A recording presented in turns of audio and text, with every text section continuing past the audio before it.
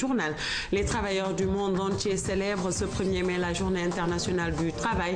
Au Sénégal, les différentes centrales syndicales se sont mobilisées pour porter les revendications des travailleurs du Sénégal. Sur l'international, rideau sur les dépôts des listes pour les élections législatives du 1er juillet. C'était hier à minuit. 24 listes ont été déposées au niveau du ministère de l'Intérieur ici au Sénégal. Je vous le disais tout de suite, la mobilisation a été très forte. Vous allez le voir sur ces images. Les travailleurs de la CNTS FC, les camarades de Cheikh Diop, se sont fortement mobilisés pour respecter la tradition du 1er mai. Vêtus de leurs plus beaux boubous, les travailleurs ont arpenté les différentes artères de la capitale avant de rejoindre l'avenue Cheikh Léopold Sédar Senghor. Sur place, ils ont défilé devant leur secrétaire général Cheikh Diop qui a appelé à un dialogue fructueux entre les syndicats et l'État du Sénégal. Aussi a-t-il invité les employeurs à améliorer les conditions de travail dans certains secteurs. Nous y reviendrons avec notre reporter Mama Moussagnan qui les a accompagnés dans leur procession. Autre activité du 1er mai, ici à la RTS, les travailleurs de la RTS affiliés à la CNTS et au SYNPICS se sont fortement mobilisés. Pour les travailleurs du SYNPICS, ils ont voulu célébrer la fête du 1er mai en ouvrant une large réflexion sur les différentes ruptures à apporter pour le bien du service public de l'audiovisuel. Nous y reviendrons également dans nos prochaines éditions. À la veille de la fête du travail, l'Union sénégalaise des transporteurs routiers passe au crible son secteur d'activité. L'USTR a organisé ce matin une rencontre à laquelle ont pris part plusieurs acteurs du secteur. Ils ont échangé entre autres sur le renouvellement du parc automobile, sur une nouvelle tarification ainsi que sur le centre de visite technique, nous dit Aïda Fall. Le Sénégal fait partie des pays de l'Afrique de l'Ouest où le secteur des transports a effectué d'énormes progrès. Ce constat, selon le secrétaire général de l'USTR, cache beaucoup de disparités. Les nombreux mois qui gangrènent le secteur ralentissent sa compétitivité au niveau sous-régional. D'où l'importance de cette rencontre des différents acteurs. Il s'agit entre autres de faire le point sur le renouvellement du parc automobile, sur une nouvelle tarification ainsi que sur le centre de visite technique. Pour des besoins de compétitivité au niveau régional, il importe aujourd'hui que ce changement de parc soit une priorité de l'ensemble des acteurs de la chaîne de transport, que ce soit l'État, que ce soit les transporteurs, que ce soit les chargeurs, donc les commerçants, puisqu'il y va de la sécurité d'abord, il y va de la rentabilité et il y va évidemment de l'effectivité de ces éléments. Cependant, cette modernisation du secteur des transports doit s'accompagner de mesures permettant une meilleure rentabilité des investissements. C'est le prolongement du renouvellement du parc.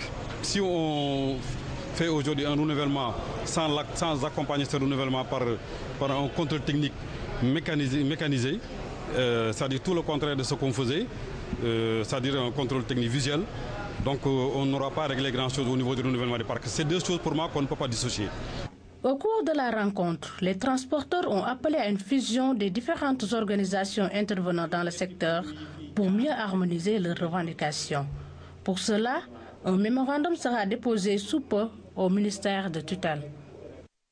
Mais de Fall, au Mali, la situation a empiré. La nuit dernière, il s'est passé ce qu'on pourrait appeler un contre-coup d'État. Une partie de la garde rapprochée de l'ancien président Amadou Toumani Touré aurait échangé des tirs avec la junte au pouvoir, l'ex-junte au pouvoir, une situation qui semble être maîtrisée. Nous écoutons leur réaction dans cet élément. L'ancienne junte malienne serait en train de reprendre le contrôle de la situation. Pour preuve, ce message qu'elle diffuse sur la télévision d'État. Les individus mal intentionnés se sont permis d'attaquer la caserne de Kati, l'ORTN et l'aéroport international de Bamako-Sénou. Ces 10 endroits sont en ce moment sécurisés et aux mains des forces armées et de sécurité. Depuis lundi soir, Bamako est le théâtre d'affrontements entre la garde présidentielle, loyale au président renversé Amadou Toumani Touré, et les anciens militaires putschistes. Les violences se sont concentrées près du camp de quartier général des putschistes, mais aussi autour des bâtiments de la télévision d'État et de l'aéroport. Paniqués, des habitants ont fui le centre-ville de Bamako dans la nuit. Bon, il paraît qu'il y a des militaires qui ont surgi au niveau de l'Office de radiodiffusion télévision du Mali. Ils ont commencé à tirer un peu n'importe comment. Bon, ça a créé une situation de panique générale. Les violences ont éclaté après la tentative d'arrestation d'un responsable de la garde présidentielle par les anciens militaires putschistes. Depuis plusieurs jours, les tensions sont vives à Bamako. Les partisans de Sanogo se sentent mis à l'écart. Ils refusent l'allongement de la période de transition de 40 jours à 1 an et l'envoi d'une force d'interposition de la CEDEAO. Décision prise ce week-end à Abidjan. La garde y aurait vu une occasion de les provoquer et les écarter ainsi définitivement du pouvoir. La rencontre prévue entre le président burkinabé et des membres de la junte a dû être annulée.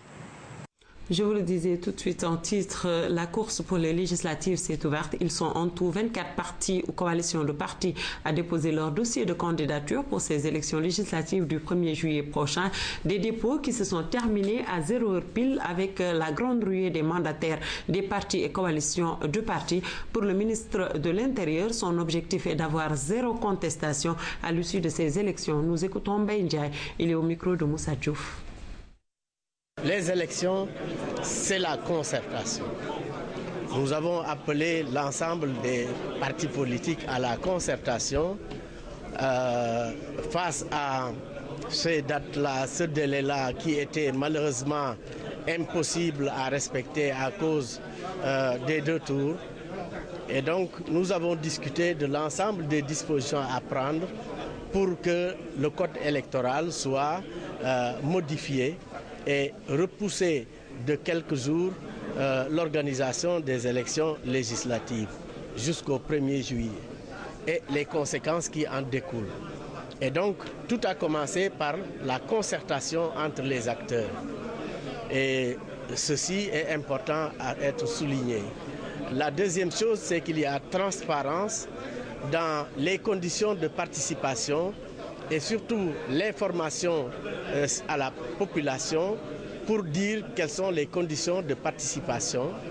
Il reste que tous les acteurs qui sont intéressés ont rempli toutes les conditions et c'est tout à leur honneur. Nous, on est là pour faire une bonne organisation matérielle des élections.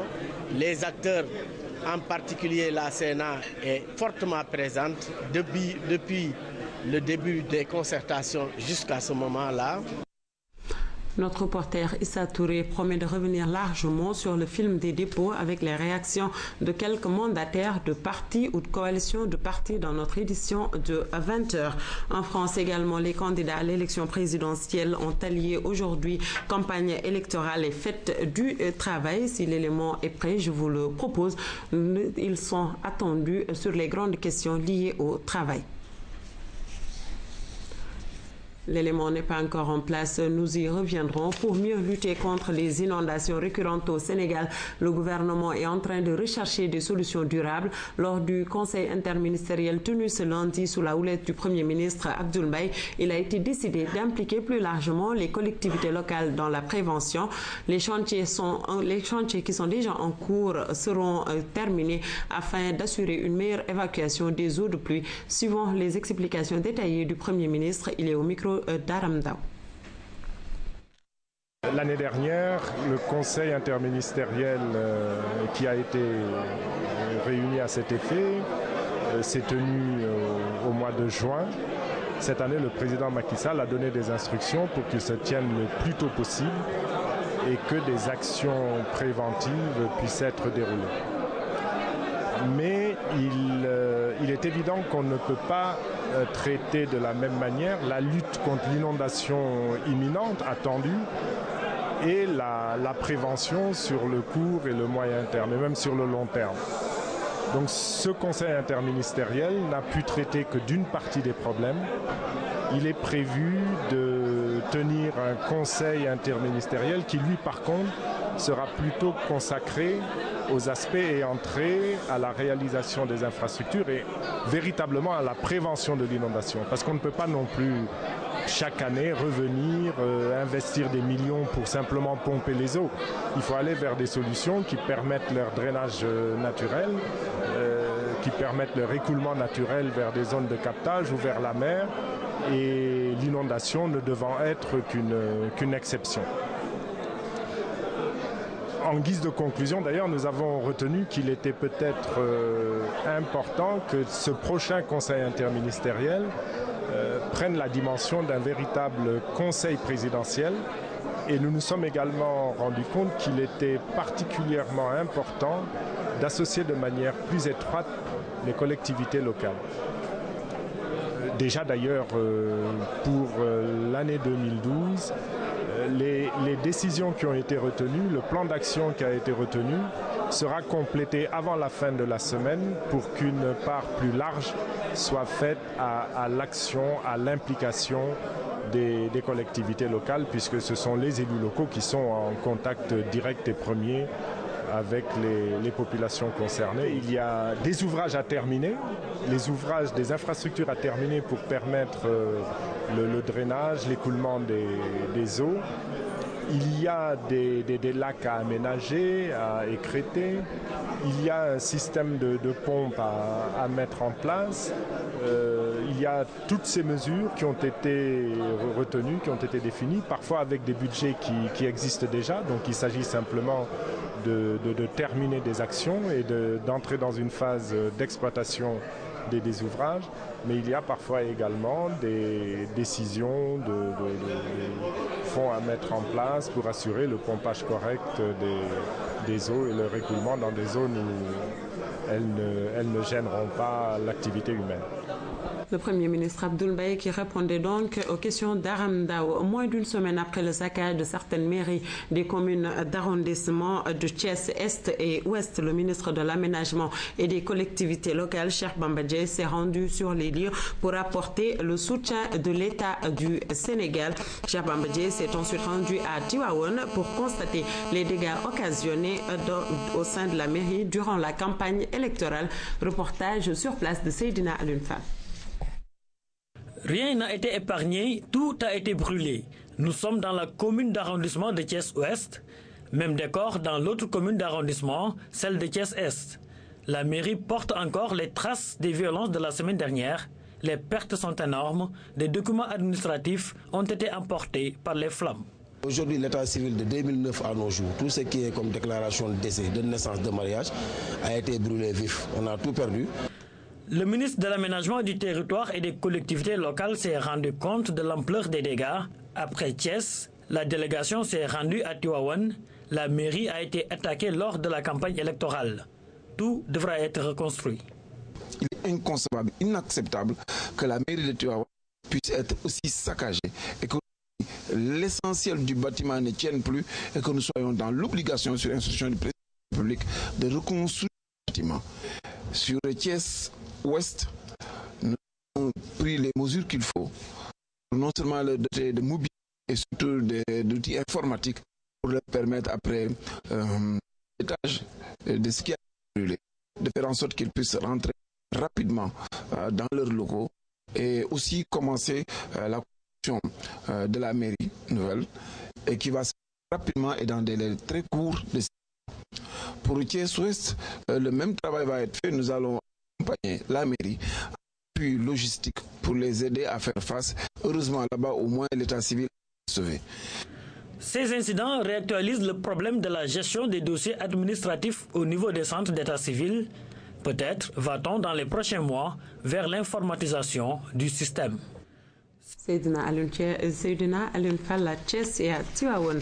Retour à l'actualité nationale, toujours cérémonie de remise de clés de véhicules à des agents de la RTS. C'était hier dans les jardins de la radio-télévision sénégalaise. Des véhicules personnels obtenus grâce à une convention signée entre la structure des cadres de la RTS, EMG et la CBAO. La cérémonie était présidée par le directeur général de la RTS, nous dit Amama Moussagna. Pour un cadeau de fête de 1er mai, les agents de la RTS ne pouvaient avoir mieux. Des véhicules flambant neufs obtenus à des prix acceptables pour de meilleures conditions de travail. C'est là le fruit d'un partenariat fécond entre la RTS à travers son amicale des cadres, EMG et la CBAO. On ne pouvait avoir meilleur cadeau. Et ça, nous le devons quand même à notre cher directeur général, M. Babacar Diagne. Je vous demande de l'applaudir. Les agents de la RTS, tous souriants, heureux de disposer à présent de moyens de locomotion pour leur famille, ont salué l'initiative de la carte. Merci, monsieur le directeur général. Ensemble, on va y parvenir. Merci également à monsieur Guillet Touré, qui a beaucoup fait. On est en train de travailler dans une parfaite et bonne entente. On va continuer à travailler comme ça. Vous voyez aujourd'hui tous ces véhicules qui sont là. C'est le véhicule pour le personnel. Nous avons un personnel de qualité, un personnel cadre, qui a besoin d'être dans des conditions maximales, dans des conditions d'aisance effectivement pour pouvoir s'épanouir dans le cadre de son travail. Je suis vraiment heureux. Élu il y a quelques mois à la tête de l'amicale des cadres, le président avait fait de ce projet un de ses défis. Un défi à présent relevé. Le premier en tout cas contrat qui a été signé a été fait avec EMG. Et je tiens à remercier M. Mbaye, le PDG de EMG, et tout son staff qui n'ont ménagé aucun effort, qui nous ont beaucoup facilité les choses pour qu'on soit intégré dans des conditions vraiment très souples. Les partenaires de la RTS se sont également réjouis de la réussite du projet. Je voudrais féliciter toutes les personnes qui vont prendre aujourd'hui livraison de leur voiture. Les féliciter de leur choix, de la confiance aussi que vous nous avez témoigné. On est en train de vous livrer des véhicules votre prix de revient est moins 10% les prix appliqués en Europe. Vous pouvez vérifier sur le net, ou vous allez ensemble vérifier ce que je dis. Ou 18%, mon DAF m'a dit 18%. À travers ce partenariat, nous avons voulu démontrer notre engagement d'entreprise citoyenne. Venu prendre part à la cérémonie, le directeur général s'est félicité de cet énorme progrès de la RTS. Babacar Diagne a ensuite rappelé son vœu le plus cher, un agent, un toit, un véhicule. Également souhaite que le combat pour l'obtention du terrain de Rufisque soit une réussite pour qu'enfin tout le personnel de la RTS dispose d'un terrain pour sa famille. Un sympathique cocktail a mis fin à la cérémonie. Merci Maman Moussagnon. Parlons santé. 32 stagiaires venus de 6 pays de la sous-région ouest-africaine sont en stage en santé de la reproduction à Mbour, organisé à l'initiative de l'Institut Santé et Développement de l'UCAD. Cette formation répond à un besoin de quelques années. Depuis 3 ans, la date butoir pour l'atteinte des OMG. Le cours est organisé avec l'Université d'Andalousie, nous dit Omar Diaw. Initié en 2007, réédité en 2010, ce cours se tient pour la 3e fois au Sénégal. Il est organisé par l'ISED, Institut de santé et développement de l'UCAD, en partenariat avec l'Université internationale d'Andalousie. Notre ambition est que ces acteurs de la santé puissent contribuer à améliorer ce qu'ils font sur le terrain. Les participants au nombre de 32 viennent de 6 pays, Mauritanie, Burkina, Mali, Niger, Guinée et Sénégal. Des pays qui rencontrent à peu près les mêmes difficultés dans le domaine sanitaire. Organisé autour de la problématique de l'expertise en santé sexuelle et reproductive, ce cours équivaut au niveau de la maîtrise. Ce cours va me permettre vraiment de revenir, contribuer et surtout à améliorer la santé de la mère et de l'enfant dans mon pays. Et c'est ça qui m'a motivé. On sait que ça vient d'une institution comme l'Université Cheikh Anta Diop de Dakar. Ça va quand même améliorer le CV de tout participant. En Afrique, on savait que ce cours est un peu en retard. Nous sommes là aujourd'hui, c'est pour assimiler, c'est pour augmenter nos connaissances. Je crois qu'à notre retour, donc, on fera mieux dans notre pays. Si de nombreux participants sont des médecins, on compte aussi des sages-femmes du fait de leur implication dans la santé de la reproduction. Nous avons l'opportunité d'assister à des cours qui vont nous permettre quand même d'améliorer un peu notre situation, surtout ici au Sénégal, surtout dans la banlieue, concernant la santé sexuelle. En dépit de la crise, l'Espagne, à travers le gouvernement andalou, a soutenu cette formation. L'Andalousie a un gouvernement différent de l'Espagne. L'Espagne est dans de grandes difficultés, mais l'Andalousie a tenu à continuer avec cette formation. La suite, nous ne savons pas. Nul ne sait l'avenir de l'Espagne, officiellement entrée en récession. Pourtant, cette formation correspond à un réel besoin de nos pays à 2015-3. Ces objectifs. Dans les pays subsahariens, nous savons tous que nous sommes loin de les atteindre, notamment en ce qui concerne l'objectif 5. Après une formation théorique intense en régime d'internat, les participants retourneront chez eux pour la phase pratique de terrain. Ils reviendront ensuite à l'ISED présenter leur travail sous la forme d'un mémoire. Merci Omar Diao. Donc je rappelle l'information, c'est une formation de 32 stagiaires en santé de la reproduction, une formation qui répond à un besoin à quelques 3 années de la date butoir de l'atteinte des OMD, les objectifs du millénaire pour le développement. Sur l'international en France, les candidats à la présidentielle ont allié ce matin campagne électorale et fête du 1er mai. Suivons cet élément. Hier soir à Avignon, dernier tour de chauffe avant le choc du 1er mai pour Nicolas Sarkozy. Le président candidat dit attendre des dizaines de milliers de Français cet après-midi. Les sympathisants de l'UMP, dont certains sont arrivés en car hier soir, sont attendus place du Trocadéro à Paris. Les militants du Front National, eux, se rassembleront ce matin devant l'Opéra. Marine Le Pen y donnera sa consigne pour le second tour. François Hollande, de son côté, estime que la fête du travail doit être laissée aux syndicats. Il sera à Nevers pour rendre hommage à Pierre Bérégovoy. En attendant le grand débat de mercredi, les lieutenants des 2 finalistes se sont affrontés hier soir sur le plateau de Maucroisé, l'occasion d'un échange musclé sur le thème de l'immigration. Vous ne répondez pas à la question qui est pourtant simple. Y a-t-il, oui ou non, trop d'étrangers actuellement sur notre territoire par rapport à la capacité d'intégration? Parce que vous courez derrière le Front National, vous êtes en train d'inventer une nouvelle politique d'immigration que vous ne pourrez pas mettre en œuvre. À moins de 6 jours du second tour, les thématiques du Front National s'invitent toujours au centre des débats. Le sport à présent dans les armées, cette fois-ci fin ce dimanche à Dakar, des phases finales nationales du championnat inter-école militaire de volleyball. À l'arrivée, les élèves médecins se sont montrés beaucoup plus mordants en finale contre l'école de la gendarmerie nationale, remportant ainsi le trophée majeur, celui du chef d'état-major général des armées. Un reportage qui porte la signature de Tanda Khandjai. Ils ont organisé et remporté de haute lutte la coupe du chef d'état-major général des armées. L'école militaire de santé, non sans difficulté, garde le précieux trophée tant convoité. Il aura fallu le tie-break devant une forte équipe de la gendarmerie qui s'est imposée au premier set, passant par la grande diagonale mais aussi par la ligne. Témoin privilégié. Le deuxième set a été remporté par les Rouges avec un Abdul Razak Smatcher achevé au poste 2 et 4. Au-delà de cette victoire, notre grande satisfaction, c'était la réussite de cet événement. Et alors, à propos de ça, nous transmettons toutes nos admirations au général chef d'état-major des armées, au colonel commandant de la zone militaire numéro 1 et également au dentiste colonel commandant de l'école militaire de santé. La réplique des élèves gendarmes ne s'est pas fait attendre avant le tie-break des réglages pour remporter ces sets décisifs.